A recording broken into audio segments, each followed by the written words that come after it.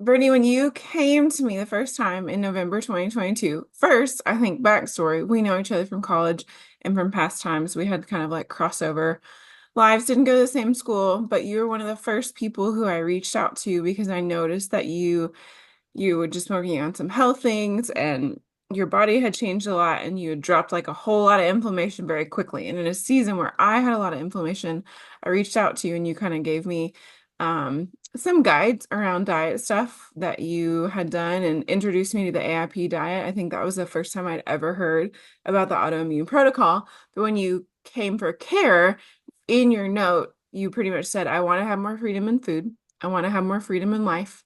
I want to be a role model for my kids and to be able to enjoy life with them. And that was in 2022. And we've had two stints of working together. So I kind of want to go through that path. And it also tickled me quite a bit to read that because I feel like you definitely had more freedom in food and life after our first care round together. But this round where we really address the root causes has brought like so much more freedom for you. So when you came in 2022, what was going on for you? You had just been on some antibiotics. Tell me more about that season of life. Yeah, it's really funny hearing that because I don't remember writing that at all, but it's cool like hearing you say like that was my goal and like knowing where I am now. That's really neat. So 2022, I had gotten pneumonia from I assume from COVID. Not really 100% sure, but it was like the first time in my life where I had pneumonia and it was really intense. I had a hard time getting better. I was on a lot of different antibiotics. It was wild how many antibiotics I was on. Like I would start one and then it wasn't strong enough and I would start another. And I was on a lot of steroids, steroid inhalers. It was just really miserable with a month at least of that. Mm. And so then after that, my stomach just never got better, really. It was just, like pain all the time. Like I became allergic to antibiotics that I'd taken that I had Mm-hmm. taken my whole life, and then suddenly I was allergic to them. I ended up having an allergic reaction to the steroid I was on and all the steroid inhalers. Yeah, it was kind of miserable. And at that point, like you had said, we had known each other before, and I had followed you enough to know that like you said, I had controlled things with my food and my diet up until that point. And I felt like I kept pretty close tabs on like alternative ways of doing things like, as opposed to like antibiotics, like just ways to take care of your body. And I was like, Mm-hmm. there has to be more than just accepting that I've had pneumonia and now my body's just like this forever. Like I just kind of refused to believe that I was going to be stuck like that. So, Yeah, and you definitely like when I was going back through your intake notes, there are definitely threads for you throughout life. Like you'd had an asthma diagnosis very, very early, like in life. You'd had allergies yeah. going on and off, lots of skin issues. The GI stuff at its like peak point at that point seemed like it was quite new. Like you'd had nausea and things that were GI related, but were Yeah. more like allergy stemming. This whole like post antibiotic situation was different. But I look back now too, and you noted having poor sleep, you weren't really able to sleep through the night and had a lot of waking at night. And your relationship with food was another thing that I read through. And I was like, oh, you said you're anxious, hungry, but afraid to eat and not sure what will make me sick. And I think that kind of sums up that season. Like you'd had, Yeah. rash reactions. There were so many rash notes from various medications. You'd had tachycardia. One of the medications, like you said, brought on some anaphylaxis response. And then there were just like hives all the time. I remember talking about hives and you were like, well, I mean, I get them a lot. So it's not really a big deal. And I was like, but I need to know like when. And we did a GI map at that point, and really it was unremarkable. There were definitely things. There were strep elevations, there was a lot of poor fat digestion, and your immune system I could see was depleted on paper, which can add up with that allergy presentation. But looking back from where we are now, I thought it was really interesting to go through it. But we did. We worked through GI protocols. Um, kind of what you said at the end of care was that it was the best thing you've ever done for yourself, and that you've done It that was. that journey. Yeah, after years of issues with foods, lots of diet tried, like lots of different, like you were smart. You knew lots of different things that you had already done, and you've been managing like anaphylactic allergic reactions. You've gone through pneumonia. Like you knew what to do, I think, to take care of yourself. And in that time too, we discovered there was mold in y'all's home. And Hmm. we walked through that. I almost forgot about it, to be honest, when I was going back through here. Like, I know it was there. But how did addressing the mold in your house really change things too in that season? Um, it was wild because I had read about mold and heard about mold, and then I was like, "There's not mold in my house." And then after we talked, you're like, "I think there's mold in your house." And at first, I was like, kind of skeptical, but then I trust you so much. I was like, you know what? She's probably right. And so I started hunting for it. Mm. And at first, I found it in the washing machine, and I was like, "Oh, here's the mold." And I knew because when I opened the washing machine, I suddenly got this like the headache that I always had was so much more Yeah. intense. Mm. And then we started hunting for it more because I just was like, there's got to be more. And we found our couch was full of mold. Our kids had spilled milkshakes and smoothies and Mm. yogurt stuff on this dark couch. And we didn't realize I got some of those little home mold kits. And I mean, it was everywhere. It was in our wall, in our kitchen. We went through a lot of stuff. And then, I mean, I could tell that you were right because when I went on a low mold diet and Mm-hmm. got the mold out of their house, suddenly like the burden on my stomach was so much better. It was like almost night and day within a few days. Yeah. And so that's how I knew we were really onto something because it was like, I was already on a pretty restricted diet. And then I was just on the wrong diet for Yeah. um, I'm sure that happens to people a lot. Like you said, I knew a lot and I felt like I knew a lot, Yeah, you but did. I didn't know I didn't know the right thing for me then, and I never would have gone to the mold thing. And it really like changed a lot of like, just how I understood things. Like we got air purifiers and just really improved our air quality in our home. Mm-hmm. And during that time, that was when I learned about, food digestion and all the other stuff that you teach about that I did had no idea about. And so in that way, I think I really set myself up for this other thing that we did, the second round of care, because I don't think my body would have received it the same way if I hadn't already done so much. Like it Yeah. wasn't just mold healing we were doing. Like I felt like we were doing a lot of healing from, other stuff too, just in improving my digestion and just my knowledge. And I wanted to say too, like I think one of the most amazing things that you teach is like the fight or flight thing and just like your Mm-hmm. relationship with stress and food. And Mm-hmm. just in the last 2 years, I've become so much more mindful of the way I feel when I eat. Am I rushed when I eat? The way I feel overall. Why am I allowing my body to become stressed? Like paying attention to how stress affects me, like my heart rate quickens, just like listening to things like that. And Yeah. like learning to do deep breathing and just ask yourself the right questions to get out of that. I think, a lot of my situation has improved a lot, just from removing stress, intentionally removing stress and intentionally, just learning to calm myself and teach my body to not have that like immediate fight or flight, response Yeah. to things. And that was difficult too in that season with where food was scary, like just Mm-hmm. um the supplements and the food and learning to not be anxious when I took them and just things like that. But yeah, it was a really productive season for a lot of reasons, but also just detoxing myself from the mold. I was getting really chronic yeast infections, and that was Mm. probably one of my biggest things that I'd struggled with for a long time that I didn't realize was treatable. you Yeah. know Yeah. I had developed allergies or some type of reaction. Now after working with you, I'm not sure if it was an allergy or just my body being Responding. a little too responding. Yeah, but I had done so many like monostat antifungal treatments that they weren't working anymore and my body was reacting really poorly to them. Yeah. And so during my last pregnancy in 2021, I had a yeast infection for the entire pregnancy.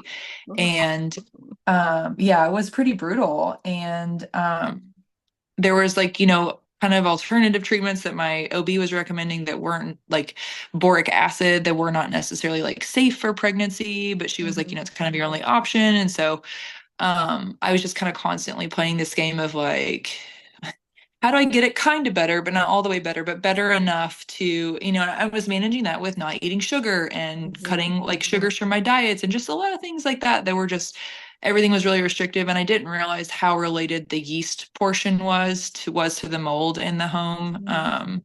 So that, I mean, I have had one yeast infection, I think, since, Yeah. and that was So much during our treatment different. when my body was like pushing a lot of stuff, and so, um, yeah, it's really nice to not have fungus grow up in my body. Yeah, I mean, I think your story is interesting because you were keen, you had a lot of self-awareness, but going through like the GI healing season, if someone is looking at package care, like it is a solid intro. You're there for 6 months. We're working through video teaching, we're teaching you one-on-one, and the stuff that we learn or that we teach, I guess, I still feel like I'm learning all the time. Every time I make a new video, I'm like, wow, this is honestly something that we should all know, but our parents don't teach us because they didn't know. Like, there's just so much practical science that can improve your day to day. You're working through that, and then we're working through fine tuning the GI track and just kind of looking back through your stuff. I'm like, this was like your foundation season. Like, I think you're totally right. This next season, you were like, we just got right to it. We didn't have to do a whole bunch of drainage. Your body was much more stable. We didn't have the yeast piece in there. You didn't have the GI stuff. You were feeling good. Like, you left care from your GI healing season feeling well. But also, I think it is kind of a testament too to what one-on-one care can look like. As a person who solved my own health issues after I had my boys, um, I look back now and I would give a lot of money, and I could have given all the money I used figuring it out to pay somebody on our team to do that because you said like within working with us after a month, your stomach was not hurting anymore at all. The mold was a piece of that, and if we hadn't, known to listen for that, it wouldn't have been something necessarily that we look for. And you guys remediate, I think, largely by yourselves too, right? So we We kind of did. walked through that, and I kind of gave you the like, that's not my first recommendation, but if you're doing it that way, here are my recommendations, and it really worked out well for you guys. And I think that sometimes there's so much rigidity in our space, but there can be flexibility, like you can do what you can do and it can still be good and still be enough. But the second time we worked together, so that would have been January of this year, 2024. And I don't really remember how we got linked back up, aside from we talk every now and then and we've checked in for maybe kid follow-up and your follow-up here and there. Um, I just think like the more I've grown in knowledge too, and the more we've treated complex cases, the more I just kept thinking about your story and about how it continued to progress. I think I had to do a questionnaire before we even popped into care because I was like, I want to see what the chronic Yeah, infection looks it, like. so I I got pneumonia again, and that was what really pushed me. So I Mhm. forgot to mention when we were doing the other thing, it was like when we were talking about what before, like after I was on that mold protocol, and then we realized that we had mold in our home, we put all of our kids on the mold protocol. And Mm, so, that's important since we ended up putting Levi through the second round. And so I feel like it was foundational for my kids as well. Like we started, detoxing things from them and stuff. But anyway, so yeah, I think we parted ways in the summer, and then I was feeling really good. And then in the fall again, I kind of had like allergy symptoms, and I wasn't sick this time. And then I got pneumonia again. mhm. And that was really tough for me because I thought, well, I'm healthy. Like, why is this happening to me Mm, again? Like I'm 33, and so yeah, and then I was like still, think I had another allergic reaction to a different antibiotic, and I was like, mhm. okay, something's still not quite right. And I got really frustrated one day, and I this guy on Instagram, I won't like name names, but he was posting about different ways to like cure yourself of things. And I just Mm, lost it and sent him like this really long message. And I was like, because like you said, I think there is some rigidity in like the crunchy space or whatever yeah. you want to call it. Crunchy might not be the best word, but like, Mhm. you know, for example, oh, all viruses can't be cured with antibiotics. Well, like for me, my entire life, every time I got a virus, I would need an antibiotic because I would always develop a secondary infection. And Mm, so I would have all these people telling me, well, you don't need an antibiotic for that. And I'm like, well, I actually do because then I get really sick. It was just, I felt like mhm. I wasn't really like, so I sent him this message and I was like, how does somebody like me even get better? And he started talking about, I don't remember what he called it, but I think it was like immunotherapy or something that you had Mm. mentioned before. And I was like, you know what? I'm gonna ask Elizabeth about that. So Mhm. then that's when I messaged you. I was like, I still feel like there's something I'm not. right from. Like Mhm. there's something that is still like I felt like I had solved a lot, but then Mhm. my son too was like he was better from the mold diet. Mhm. And the whole mold protocol, my kids call it the mold diet. That's why I call it that. But my kids, Mhm. he was better from it. And there were a ton of improvements, but like it just still wasn't, like full freedom, I guess is what I'm saying. Like it felt like there was still something that was like not right. I felt like there was still something about my body that was just like I just refuse to believe that I'm going to get pneumonia every fall for the rest of my life. Like I refuse to accept that. And so I had asked my asthma allergy doctor about options, and she said, "Well, you might need the pneumonia vaccine." And I was like, "Well, Mhm. I'm going to ask Elizabeth about that first." And then that kind of led us to talk. And you said, maybe you might have chronic strep or something along those lines. I think was like how Mhm. we got started. Yeah. And I think there was like a lot of like divine intervention in the sense of like, we had talked about working together years and years ago, and then the timing never worked out until, Mm. the whole mold piece happened. And then I think all the time, like if I hadn't had that mold and I hadn't had that healing season, like I don't know if I would Mhm. have gone into this season. Mhm. And I just really feel like the pieces are all laid out for me to hit the healing season I needed, like when I needed it, if that makes sense. But Yeah, and I think I say this a lot about clients. I just wrote last week in the newsletter, somebody came to me for PCOS right when I was out of school, and I look back and I'm like, I really could have helped her then to feel better and had a better quality of life for a bit. But she came back in the last year, and she and both of her children have Lyme and co-infections, and she's definitely had many years of infertility. And timing is such a thing. Like sometimes I do clarity calls and I'm like, I don't know if I'm right for you right now. Like, and I think in some ways this was kind of its own different version of that because you had the pneumonia thing again, but there were breathing problems that were still hanging. There was shortness of breath that had popped up, and I had a different brain for my own experiences and seeing more clients to kind of hear some things in there like cold extremities, and you had some air hunger and static shocks. And we kind of, I think we briefly walked through, are we sure there's still no more mold? Because that's always a good question, yeah, and kind of ruled that out. But walking through even just past health history, anemia history, skin hypersensitivities, you're my rash girl. Like a rash is going to show up if something's going on.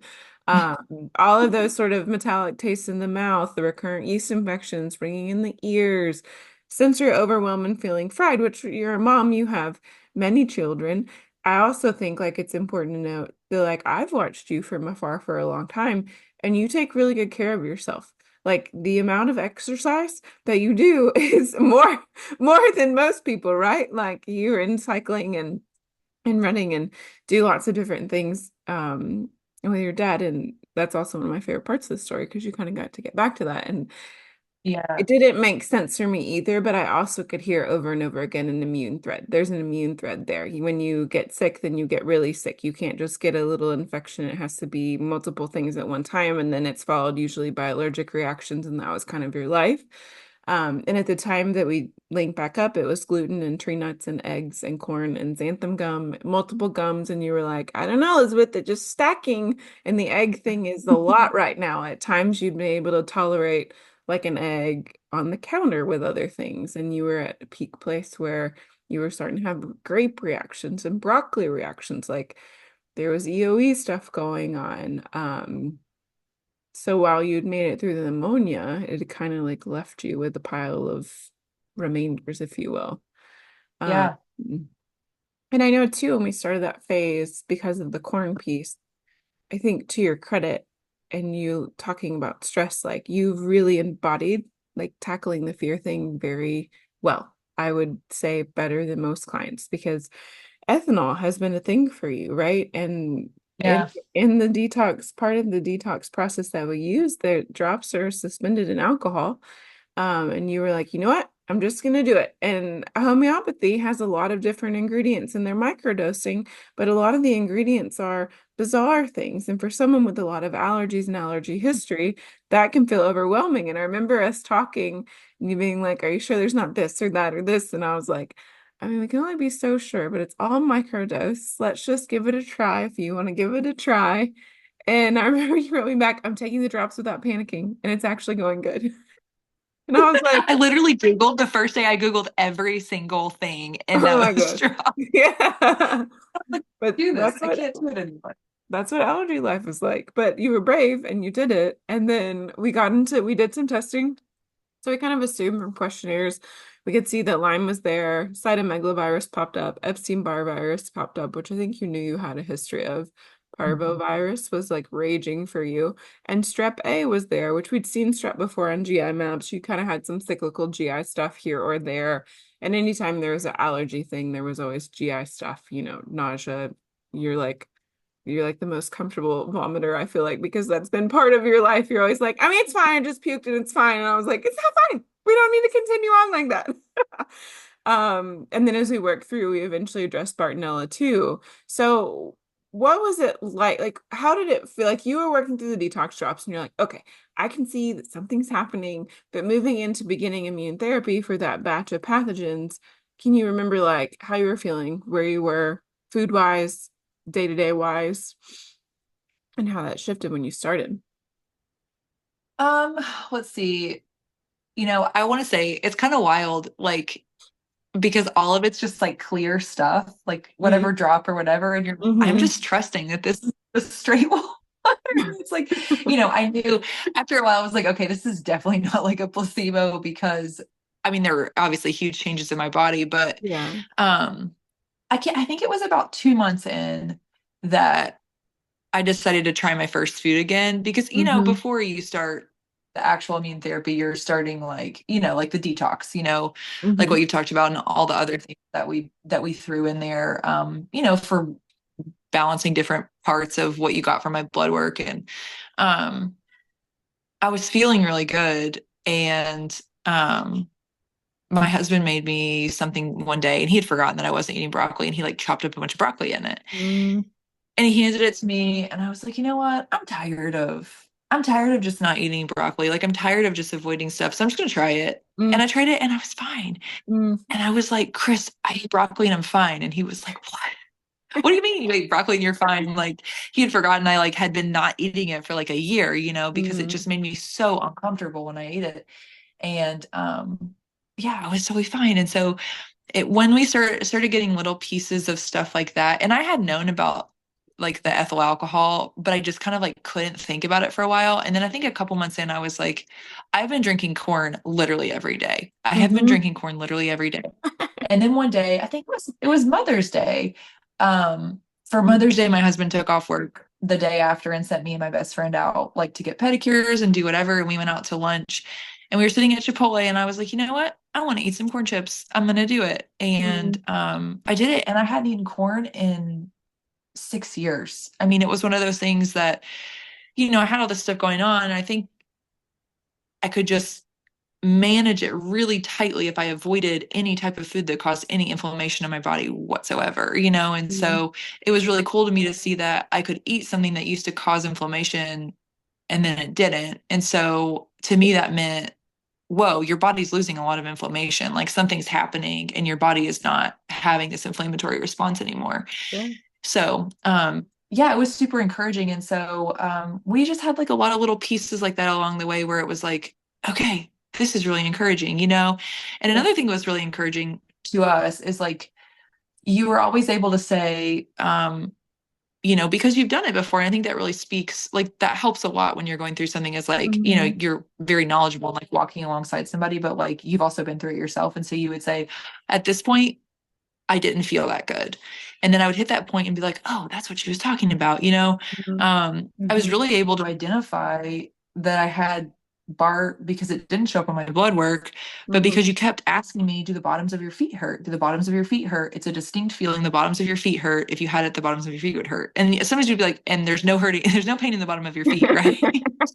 And I was like, why does she keep asking about my feet? And then one day, oh man, I woke up and my feet hurt so bad I could barely walk. And I was like, Mm-hmm. I have got to message her immediately. What is wrong with me? Yeah. I was like, it's Bartonella. I have Bartonella. Oh my gosh. And then we talked and you were like, yeah, I do believe you have Bartonella. And I think maybe you had suspected it and that's why you kept asking. But Yeah. yeah, anyways, a couple weeks after, I mean, it was so bad. I went out to to meet some friends at a bar. And it was like probably the first week we had started the BART stuff. And my feet hurt so bad I couldn't stand up. I mean, I literally could not Mm-hmm. stand up. And all I could talk to my friends about was how bad my feet hurt. Mm, And they were like, "Are you okay?" And I was like, "No, I'm not okay. It hurts to walk. It hurts to stand." I remember praying when I was driving in the car because I had some friends in from out of town, and like one of them, her mother was in the hospital passing away, and the other one, her mm, dad was having like this slow thing with cancer, and I was like, I can't miss this. But I was pulling up in the parking lot and I was like, God, if I do not get a parking spot close to the door, I am not going to be able to go into this bar. Like I'm not going to be able to get on my feet and walk in. So please just give me a parking spot yeah. close. And they just walked right by the door. And I was like, okay, Aw. I could do that, and it was like so hard, just like putting one foot in front of the other. And Mm, like, I'm a photographer, like standing and doing stuff. It was just so hard. And then, probably a month into that, I woke up one day and my feet weren't hurting anymore. It's mhm. like, tell me if that is not proof that something I am doing is working because I had never felt pain like that in my feet. Yeah. And I know, like you had told me when we start treating these infections, some other co-infections may pop up because they're getting Mhm. stronger than the Mhm. other ones. And I really believe that's what happened because I mean, it was like suddenly out of nowhere, it felt like I was being taken down by something. And uh, yeah, that was really encouraging to me and Chris both too to see like, okay, this is clearly working because it was something so I could so visibly feel like, this intense pain in my feet, and then it was Yeah. just gone. Um, Almost as quickly as it had started, and then it kind of got to the point where like some weeks, I don't remember what phase we were at, but some weeks, by like day 5, when I was like due for it, I would start Mhm. my feet hurt again, and I would start looking Mhm. forward to, the BART dosage. Like I would say, oh my gosh, I can't wait to that, Yeah. I'm on BART day. Yeah. Um, Get that immune system back on it instead of ignoring it. I think your case is so interesting too, because testing wise, we didn't do our widest testing, but we did look at viral stuff. There's so much viral stuff hanging out for you. And Lyme, you fit definitely like that. Like you talked about when you would get sick and you would need an antibiotic, and that would be the thing that helped you over the bump. And I think Lyme and Bartonella were very stealthy for you. You were not presenting as someone who had major joint pain. You were not bedbound. You did have days where you were like, once we got into things, you were like, well, I felt horrible all day long today and I couldn't clean the house and I was very tired, so I just kind of stayed in bed a lot. Or then I felt really great today, but then the next day I was like completely useless, laid down, rolling in a ball, like this is just where I'm gonna be. And then the leg stuff started to happen, and your ankles, you kept saying they feel really thick. They're like so painful, yeah, they're thick and swollen. I was like, there it is. But also it's kind of fun to read through your notes over time because, like you said, there was at one point when your shin started hurting a lot, and you were like, wait a minute. I have had shin splints here or there in the past, but not always. That's a very Bartonelli thing, and it can pop through. So if a virus is there present, taking down your immune system, those those bacterial infections like Lyme and Bartonella can take that opportunity to like rage forward. So I really think looking back on your original GI thing after you had all those antibiotics, your body was just kind of like pretty overwhelmed by Bartonella being forward. I think that had a lot to do with your GI stuff because, like I said, your GI map was pretty unremarkable. And your strep was there. And we've even talked about mood and mental health things over the years, like generally a very healthy person, but when you would get sick with other things, that's like when you felt more teetering, if you will. And then as you would get healthier, those symptoms would kind of fall off. Like everything seemed to like ebb and flow with your sicknesses, and then an antibiotic could help, like you get over the hump. But for me, looking at it from here, I think that Lyme and Bartonella were very um decently dormant a lot, but they were driving that dysregulated immune system where your body wanted to inflame, where it wanted to be Th2 dominant and really push after food reactions and allergies and things like that all the time. But I love like watching, I have your notes like listed out, and you're like, one week you're eating hot dogs and garlic powder and onion powder, and you're like, just a little garlic powder and onion powder went great. And then a couple weeks later, you're like, I'm slamming all the garlic and corn in capital letters on your on your little form. And then talking right. yeah. Eating mozzarella cheese sticks. And then you went and biked with your dad during the immune therapy process, which I think was huge because it was 20 miles. It wasn't just like you went on a small bike ride. Yeah. You returned to kind of what was normal for you. Yeah, I was doing triathlons before and like marathons and stuff. And, um, looking back, like I probably wish I had been a little kinder to my body like prior to Mm, doing this. I definitely approach exercise in a different way now. Like I don't push myself like past a certain point that I don't feel like I should go anymore. Like I'm just like, be kind to your body. mhm, Ask it to do a lot, but then be kind to it in return, I guess. mhm. Yeah. Yeah. um, yeah, it's like a big for me and my dad, it's like a social bonding thing, like that's his thing and we go do it together. And I wasn't able to for so long. Especially with like the muscle pain and the shin pain and yeah, I felt like for a while there, I had a hard time with muscle recovery. I'd go on a photo shoot and then my back muscles would be sore or something. And so yeah, it was really big for me whenever I was able to start. And I told myself at the beginning, I was like, we're gonna do this, talking to myself, we're gonna do this, Mhm, but mhm. if you can walk every day, awesome.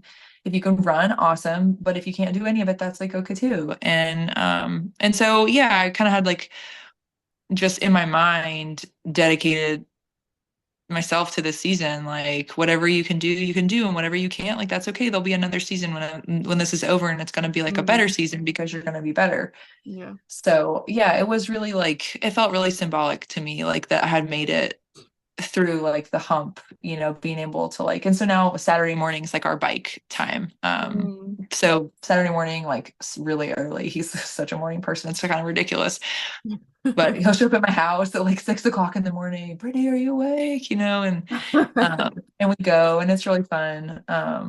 So yeah, I look forward to doing that more, now that I can, and now that the hard part is pretty much over. So Yeah, I think it's fun too, for me at least, to watch your symptoms like peel off, but because you've been very dedicated to like what you said in the beginning, like you want your life back and you want to like live life how you normally would and be a role model for your kids. It was just like kind of constant where you were like, well, now I'm getting to be present in more family meals and I can eat my mother-in-law's food and I can have whatever the kids are having. I'm not cooking multiple dinners. And then the next time you're like kind of dragging, really dragging. I feel like my mood is down, my morale is down, and we kind of walk through some questions around like adrenals and kind of seeing like through this process, because it's a bit long, the immune therapy portion yeah, usually takes like 7 to 9-ish months. Depending on how drainage and detox goes, it can be longer, but there are parts of your body that will get depleted at some point, and you're always really good at like communicating with me, like these are all the things that I'm noticing that are not normal, and we kind of deduced that your adrenals need a little more support. And once we brought that in, you were like, okay, I feel like that literally changed my morale. Like they were not working for me, and now I'm good to go. And then you messaged that you shot like a 4-day track meet, photographed it. Which if that's not something you listeners have done, that's a lot of walking and being outside and standing and moving around and following people around. Like that's a lot. I think listening to you kind of share how you kept pushing yourself and how things kept being more and more accessible to you, which I think brings us to kind of like, where are you now? You're at the end of the process, but what does life look like right now? And what is kind of like opened up for you, or what still hangs on symptom wise um, after immune therapy? so you did tell me like, and I told myself this all along, like kind of at the end, like you get better, you get better. Like I think you've compared it to pregnancy a lot. Like the beginning of pregnancy is hard, you feel kind of sick, kind of nauseous. That was the beginning for me for sure. Like the beginning of the detox, I was like, oh, I feel kind of nauseous. Mm-hmm. And then you kind of get better and you get your energy back. And the second trimester is like, ooh, this is kind of nice. I can do this, but you're still a little tired. And then at the end, it's like, oh, this is like, oh, this is back. Mm-hmm. The end for me hasn't been as much of like a dip down as I thought it would be. Because I am in kind of that like last couple month phase. I feel really good. I shared with you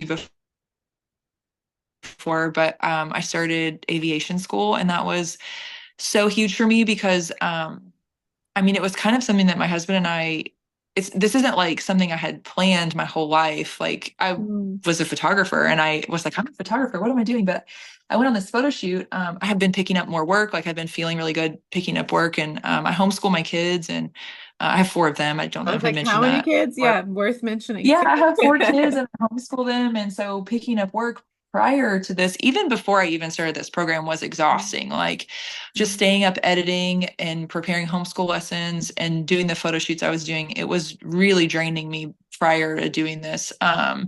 And so then over the summer, I did a photo shoot of a friend's home built plane and I went flying in it. And I just like remember like seeing the runway the first time from that like pilot seat, it just did something in my brain. And I kind of went on this like informational quest and came home and Mm. told my husband, like, hey, I want to be a pilot. And I mean, if you haven't figured out by now, like he's super supportive. Like he supported me through this entire, Yeah. process too. And he's just Yeah. like, yeah, we got to do this, like we got to get your health back. And he's like, yeah, of course you can be a pilot. Yeah, Right. duh. With these four kids Let's start and stuff. tomorrow. Yeah. What's so cool, just to him and I, like, in thinking about all of this is how I don't think if I had decided a year ago that I wanted to be a pilot, I know that I couldn't have done it. Mm. Because just like the amount that I'm having to train, I mean, I train 5 days a week and it's really physical. I mean, I'm Mm. muscling back like the plane. I mean, I'm pushing planes around like it's super hot and sweaty. And I actually think all the time, like, ooh, this is like a free detox because I'm sweating so much. Like I think of you when I'm up Fun. there, I'm sweating so much. I'm like, oh, this is great. I'm detoxing everything. But yeah, I mean, it's just like I know how to take care of my body now in a different way. And I know like I don't know, like I'm tired, but it's not the same. Like, and it's wild to me that I can be in school and study for a test and multiple tests. Like I have all of these hard tests and I'm, training 5 days a week and doing photo shoots. And it kind of sounds insane, like saying it all out loud, but I think like just really the best part of all of it for me is that I don't feel stressed. And Mm. I went into this like hoping for food freedom and I'm not gonna cry. But like I think what I didn't realize that I really needed was like freedom from other stuff, like just the ability to sit and like take deep breaths and like Mm. give my body rest and things like that that I just I had never learned before. Like you mentioned before, like our parents never teach us this stuff Mhm. and like drinking enough water, like identifying, oh, I think I need some coconut water today because Mm. I feel this and this. And like I took an adrenal cocktail before I sat down to talk Mhm. to you because I was dragging today. And I was like, you know what? I need an adrenal cocktail, like, Yeah. because I don't feel good today. And um, yeah, just like all of those pieces coming together. But I do feel like this was like a really big piece for me.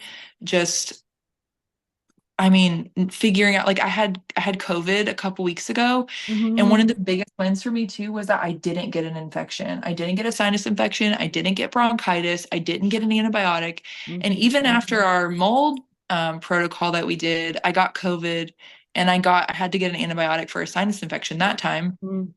And so like I can tell, something has shifted in my body in a way that like I have 4 kids. My youngest is 3. And so they're like little germ factories, Yeah. and so just, moving forward, thinking about being able to fight off stuff that they Mm. bring home, I hear teachers all the time, like, oh, you get immune to stuff, blah, blah, blah. And I always think like, well, why am I not getting immune to anything, Yeah. um, and another huge gift like this has been is just like giving me some clarity as to why my immune system doesn't work. Mhm.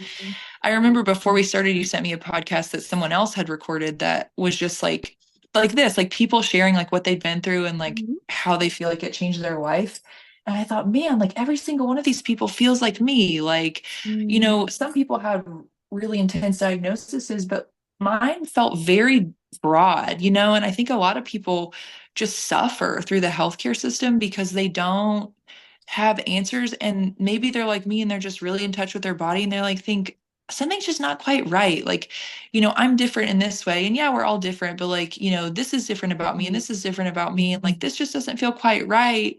And, there can be answers. And I think I just searched on Google and other places for so Mhm. long. Yeah. And it was just so refreshing to figure out, oh, hey, like your immune system's really imbalanced. Nobody had ever said that to me. People have been like, oh, you have a crappy immune system, but nobody had ever said, oh, your Right. immune system's imbalanced. Let's help you get it back into balance. I didn't know that was an option, Yeah. you know? And so, yeah, there's just, I could go on forever. Like it's been really encouraging. Food is super emotional. And like you mentioned, eating together as a family. I mean, I had gotten so used to just preparing myself different stuff and eating different stuff and Mm. not eating in people's houses and not eating at restaurants that I don't think I realized, um, the like sadness I was just like tucking away all the time. And sometimes I did feel really sad. And most of the time I was just like, whatever. Yeah. And then, last weekend, a week or two ago, I went to a friend's house and she made me dinner and I ate it. And it was so Mm. normal. And Yeah. I sat there thinking, what am I doing right now? I'm just eating at somebody's house and I'm not stressed out about it? Yeah. Um, just like all the small things like that that just pile up one after another and become a really big thing because it's my life, like it's my life and it's like it's just different now. Anyways, sorry. Love it. I love too when we were talking about the pilot thing because like I've known you for a long time, but I don't know that I ever heard that desire come out. So it's fun even for me to hear the whole story just now. But when you were talking about how the health piece wasn't something you could do because you depended on Benadryl so much before, and it's not Yeah. something you need anymore, and that if you need support for allergy stuff, you have different tools and you need it far less. And then also from my perspective, when someone has Lyme and co-infections, Lyme really loves a low oxygen environment. Bartonella can flare with a lot of EMF. Elevation can cause flaring. And so when you were flying and you're like, "Oh, I'm flying 5 days a week," and I was like, "Oh, you haven't talked in a few weeks. Let me pull in here with some questions and see how those infections are remaining dormant." But they really are. Like, there's not Yeah. really evidence of Lyme popping forth. There's not evidence of Bartonella. And you're in like their ideal environments. They're like, yes, let's have less oxygen. Let's be bothered by altitude and EMF. And it's very interesting. And exactly what you said, it's like the immune system was imbalanced. Your body was stuck. There was too much Th2 and not enough Th1, where your body was killing pathogens. Where they came in, you really needed the aid of medications to kill them. And on some hand, in the country world, we're all like, antibiotics are awful, blah, blah, blah. Eh, I have a lot to say about that, maybe a different day. But if we're needing to use cyclical antibiotics, that means those are just taking the place of what your immune system should be doing on that Th1 killer side, and we have to get back to balance. And I think your story of like Lyme and Bark kind of being like the undercurrent of those cyclical viral infections is really interesting because Lyme can present in this way where it's not really like super aggressive. You had been doing triathlon stuff for a long time and it Yeah. wasn't knocking you out of what we would think like Lyme would knock you out of, like joint and exertion type things. It was more when your immune system would hit a challenge, a seasonal challenge or a sickness challenge, that it then just like couldn't keep upright.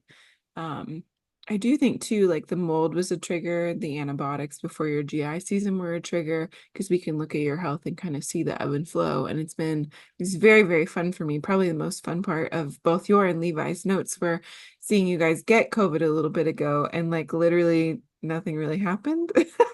Because Yeah. typically for someone who has an immune system that's imbalanced and tilts when there's more challenge, like it gets bad and it gets bad quick, and you guys both just sailed through that. But I do want to touch on Levi a little bit, because we did work through the mold season, and I feel like his body is the most similar to yours in your household. And he is little, and so he definitely kind of fits some more. Little kids often show more symptoms through behavioral things. But the more we pulled stuff apart, there were incidents, there were little blood sugar things, there was a lot of meltdown stuff. So, like, what was life like with Levi before we got into immune system work for him? So I kind of started on this like whole quest when he was a baby. Like I'd say like his birth was probably my first trigger, just because my body, that was when I first started like the AIP diet and stuff. Mm, And I always felt like from a very early age that something was like just off. Like he had a lot of food allergies as a baby. I mean, there was one point when he was under 1 or 2 that he had like 13 foods he couldn't eat. mm, Um, and he just like his poop was never right, like just tons of stuff like that. And so then we kind of just managed it with restrictive diet the same way I was managing myself. And then we, kind of flash forward to like age 3 or 4, and then that's when the behavioral stuff like really started. Just like lots of anxiety, irrational crying, anger episodes. And it's hard kind of to explain, I guess, to somebody who doesn't know him because like obviously toddlers have tantrums, but I mean, I'm talking like he was 5 years old and I was like carrying him, kicking and Mhm. screaming out of somewhere because he would become so irrational Mhm. that like he couldn't he couldn't calm himself down. And Mhm. um I use your phrase all the time, like he couldn't control his own brain. Like I say that now. He's in control of his Mhm. brain. Like I look back and I see he wasn't in control of his own brain. Mhm. Um, and he would get cold a lot. Like it just seemed like stuff was always bothering him. He would cry a lot, but it wasn't like crying like normal children cry, yes. And yeah, he's normal. He's just special in some way. But I'm saying like there's normal crying and like he would eat something and then he would get really cold and then he would just start crying. And it was very like he just was miserable. Like, he's just this delightful human. And I felt like he was gone in a way. And I Yeah. really grieved that too, because I felt like I had lost. I used to call him my thankful child because when he was like a toddler, like 2, 3, 4, he was always just so thankful for everything. And then he kind of went from being this like thankful child to like I almost felt like he just had to control me because he didn't have control of anything else, if that makes Mhm. sense. Like Yeah. he developed these really OCD type behaviors like in relationship to me. Like um at Say- bedtime, if I didn't do his bedtime in a certain order, Mhm. that things would get really like, he would just get really upset. If I didn't make a decision that he liked, it was just like very, I don't know. He wasn't in control of his brain. And the chills, like when he would eat, like that was always super weird. He had a lot of food anxiety too. And then over time he developed this Mhm. anaphylactic chicken allergy, Mhm. which I have found later. I think we've talked about this. Like I found multiple people who had mold in their home that Mhm. they couldn't eat chicken. They struggled with chicken, developed a chicken allergy. There's something so fascinating to me. I don't know if anybody really understands it, but I met somebody at a random photo shoot that said something about mold. And he said, yeah, my mom lived in mold and now she can't eat chicken. And I was like, you know, Mhm. um, Mhm. because I do think the mold had been there for a while, but so we removed the mold and that was huge for him. There was a lot of, I think, behavioral stuff there for him and just like stomach issues. But then a big thing was like he was just constantly saying his belly hurt. His belly hurt all the time. And we could kind of like excuse the crying and, just say it was personality stuff. But the belly hurting all the time was like his belly was kind of what ruled us. And Mhm. I mean, I drove him to Cincinnati to a specialist at Cincinnati Children's. And, they did like a full workup and they were like, we don't know really, like, there's nothing really wrong with him. Mhm. And the only thing they could offer me was to do a scope. And I was like, I have 4 kids. The cleanse you have to do for a scope is really brutal. Yeah. And I didn't really want to put them under anesthesia.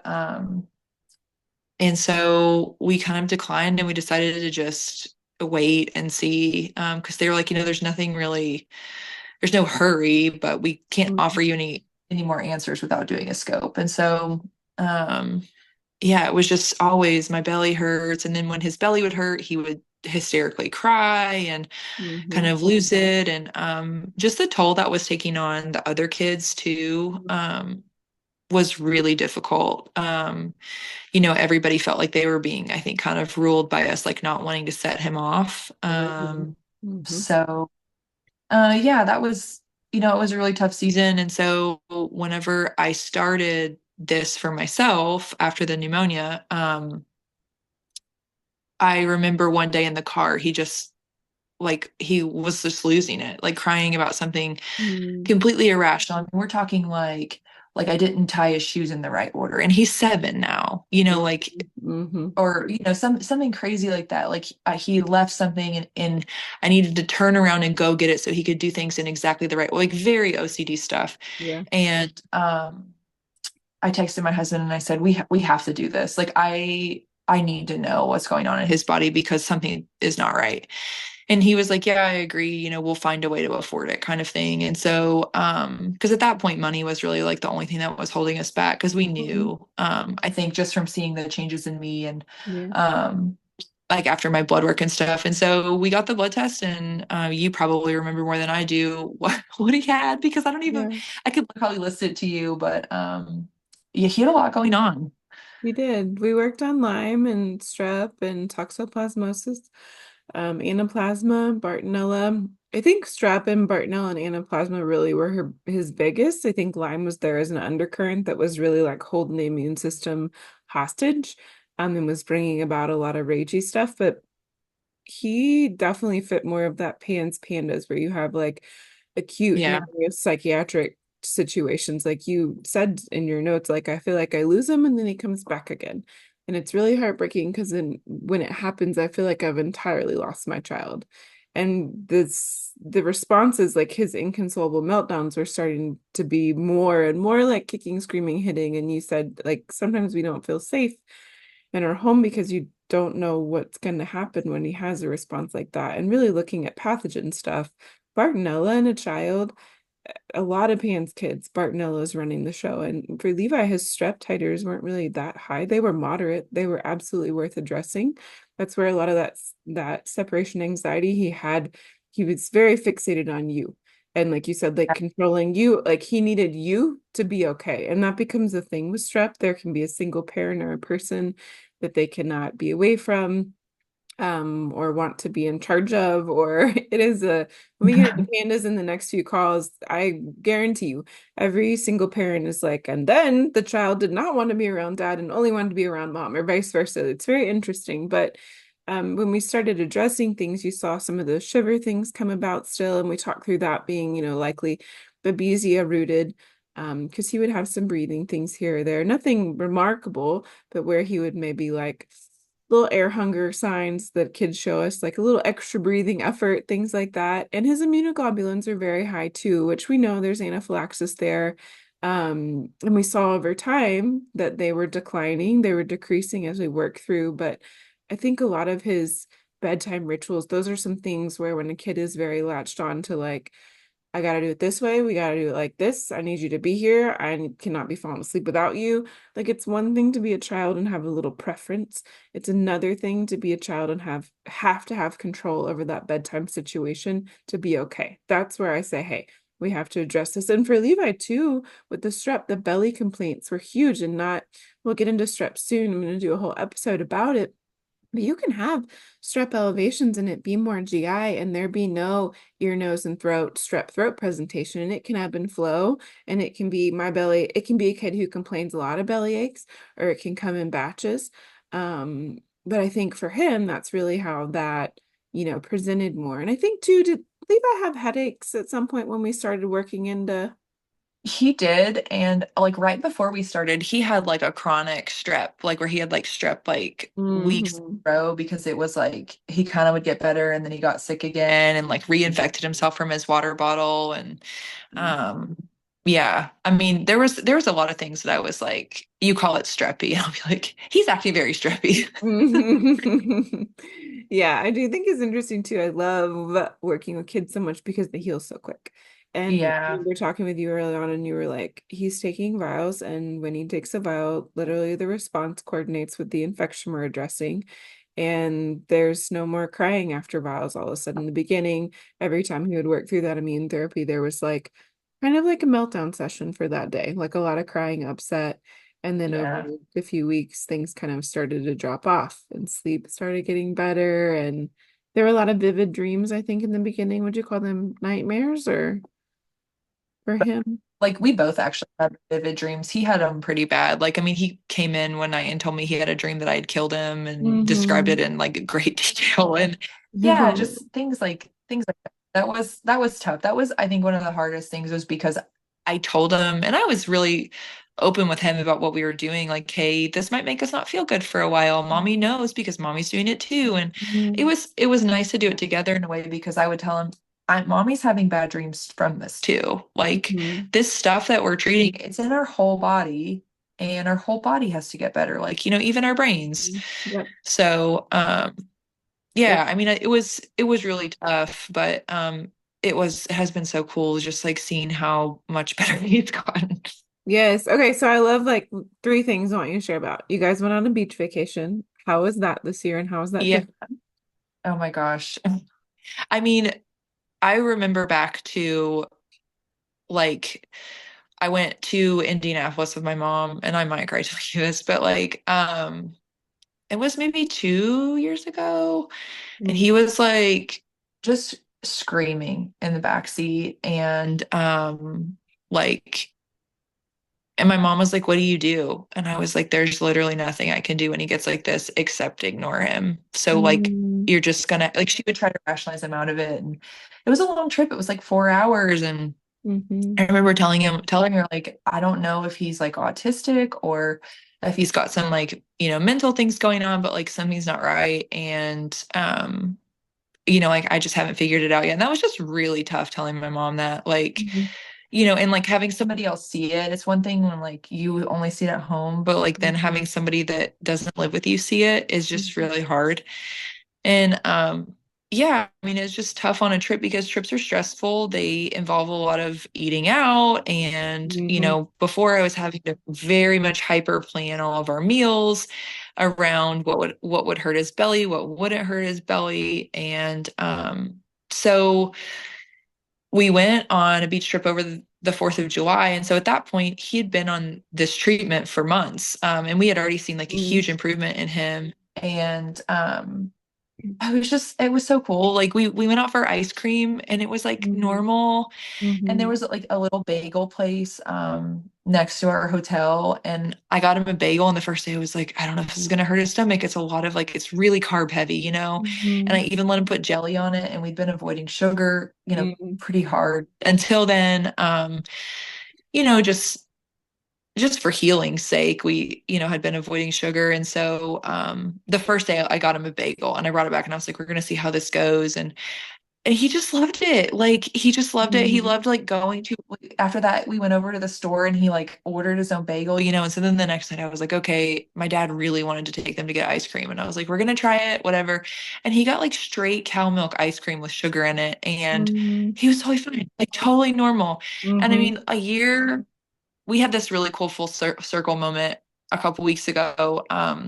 Like I think it was a year and a half, maybe 2 years ago in May. My daughter my other daughter had a graduation party at Crank and Boom with like a little Yeah. homeschool graduation.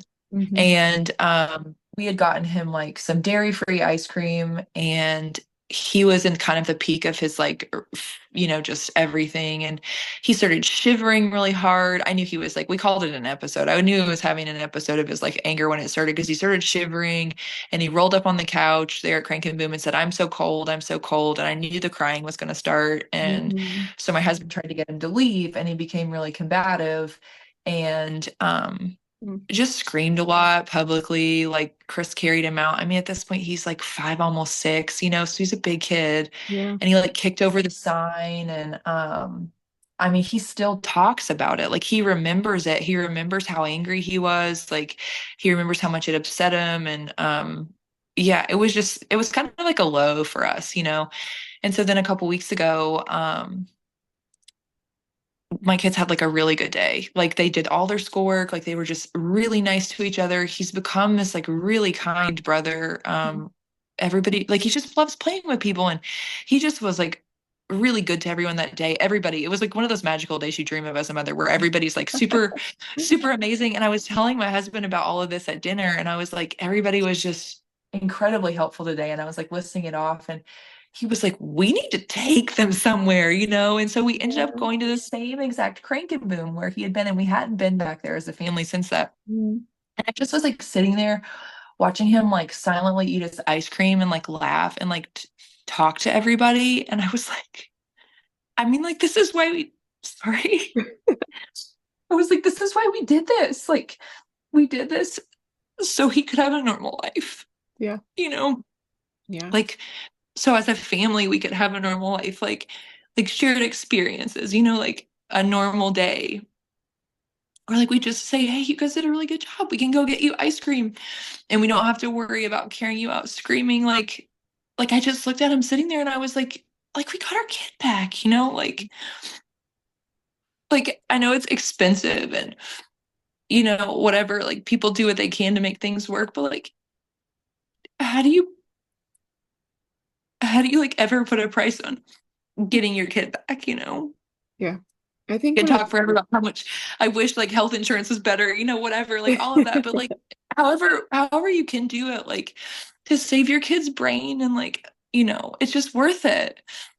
I think one of the things we don't talk about, or honestly, like a lot of people don't see, like unless you have a child like this in your home, you maybe see a kid throw a tantrum out in the store, or you see like like you have no idea, honestly. So many people have no idea what pans and pandas can look like, or even just what like chronic infections impacting the brain can look like. But one of my favorite parts always of working with children with autism, which was primarily what I did in the beginning, was gut work and autism. And as I did that, I saw more and more infections. And now we're in so much infection space and so much pans and pandas is what it's like for siblings to get their sibling back. Yeah. It makes me cry all the time. Little kids will get on and be like, Johnny doesn't beat me up anymore, and we play together, and it's so fun. Thank you, Miss Elizabeth. And I'm like, I mean, that's kind of cute, but it's really, really accurate. And like to have one child who is struggling, and like you said, like Levi's a sweet kid. It's not like he came out and he was poor disposition. Yeah. Be like he went away and came back, and to be able to have his relationship with everyone improved. And I can't even imagine, like my boys go to normal school and they're gone, during the day, and they're not home with me homeschooling, but how that would have impacted you trying to teach all of them at home and their relationships with one another, and even what they had to miss out on by the ways that you all had to like accommodate Levi in his sickness essentially. I just love so much that like you don't just have Levi back, but everyone has like a family unit back that's a healthier thing Yeah. for all of them. Which leads me to my one of my most common questions, and I know how you're going to answer it. But would you say at this point that the food changes and the effort, even back in the mold, like when you kind of overhauled food for everyone, and you have children older than Levi, was all that change worth it? Would you do it again? Oh, 100%. I would do it over again and again. Yeah.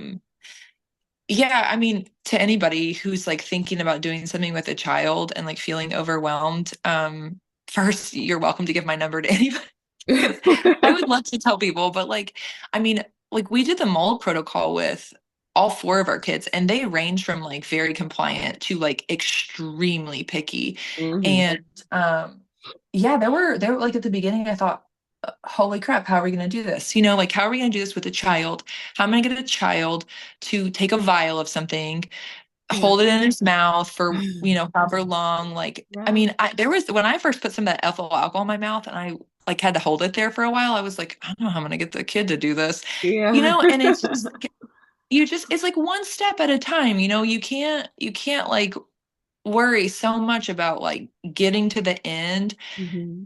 All you can do is really worry about the one step at a time, and it gets easier. And they're kids, like they're so compliant. And I also would just say like talking to kids like in an age appropriate way, in the same way that I talk to myself, like I just was really open with them, all of them, about what we were doing, the first time around. And then the second time around was just Levi. We had really open conversations with all of the kids in our house, like, hey, we're doing something really hard so Hmm. that we can all get him back, like he needs this right now. And so it's going to be hard, but we're doing this, and it might cause this and it might cause this. And everybody knows like he's taking this. And he calls one of them the med, and he holds in his mouth for blah blah blah. And he like likes to run a lap while he's like holding it in his mouth. It's just the thing he does. He gets really excited. I put it in his mouth, and then he runs while he's holding it under his Oh, tongue, and that's how he copes with it. And yeah. I think everybody finds like unique little ways to cope with what they're doing. Hmm. Um, but yeah, I mean, it was totally worth it. And now that we've done it for so long, I mean, we're not even done yet. And Hmm. it's just like second nature. It's so easy to get him to take stuff. And Hmm. I mean, yeah, there's literally nothing else we could pay for that would be more important to us than like getting the overall health and well-being of our kid Hmm. back. Hmm. Hmm.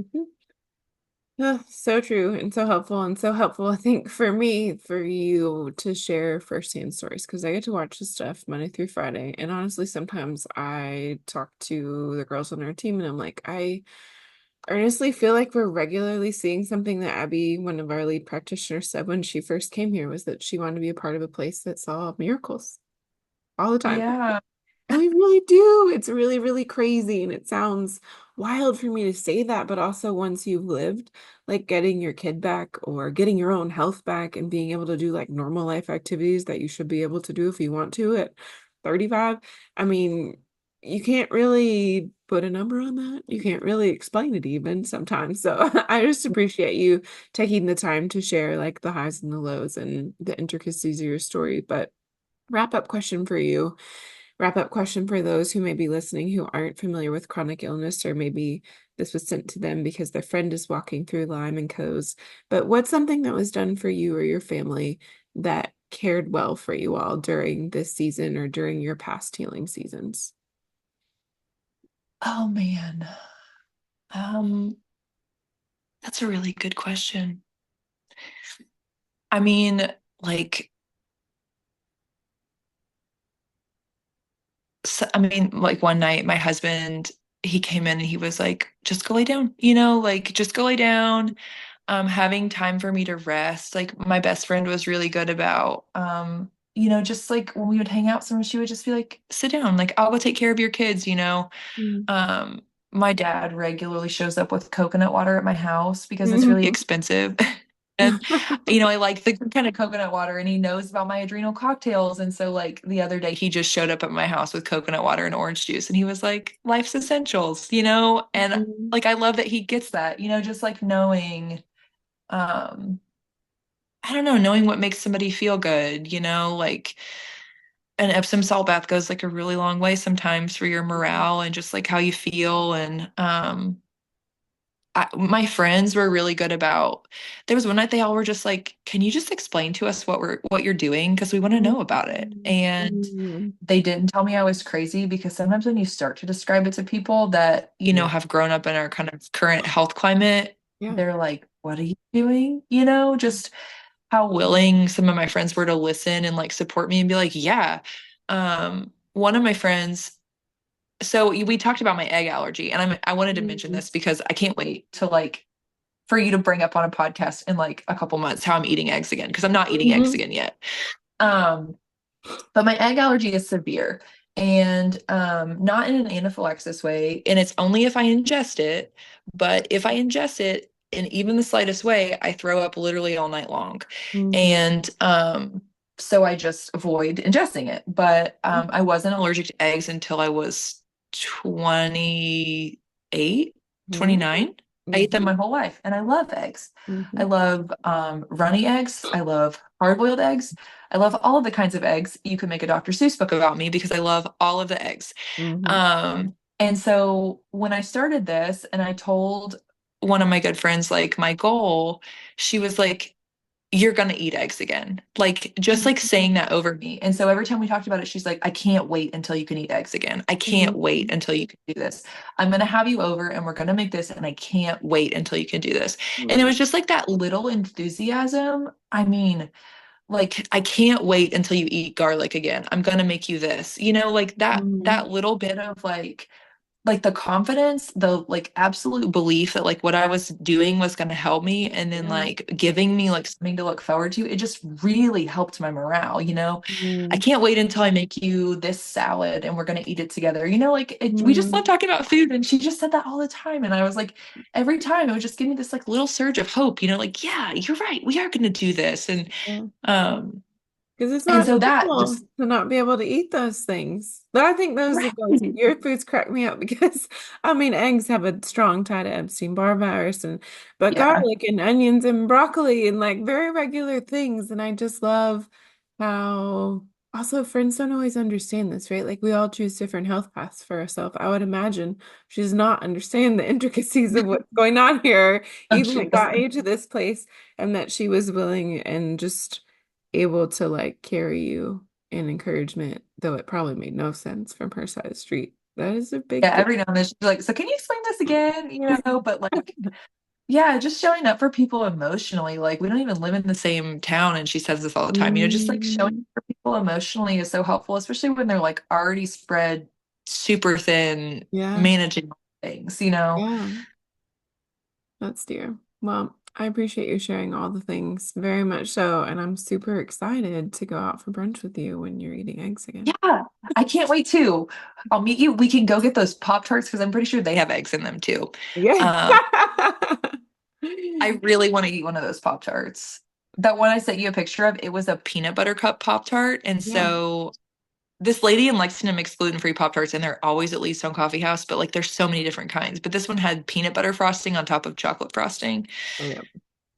I'm gonna need that. Maybe we can split one so our blood sugar doesn't go like over the roof, but We can go for like a proper brunch and then top it off with a Pop-Tart from there. That'll be a good I'll, a solid yeah. plan. All right. Well, thanks so much for doing this. Yeah, happy to.